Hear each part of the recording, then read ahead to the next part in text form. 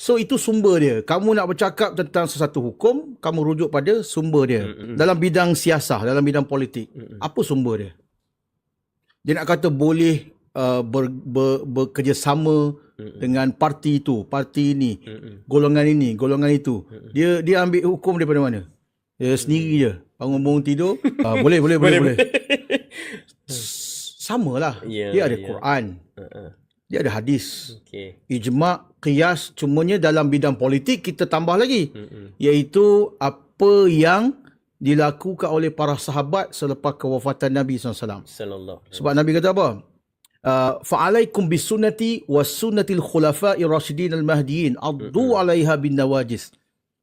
Hendaklah kamu berpegang teguh dengan sunnahku. Mana apa Nabi buat masa hidup, kamu ambil sumber tu sebagai politik. Apa yang Nabi buat?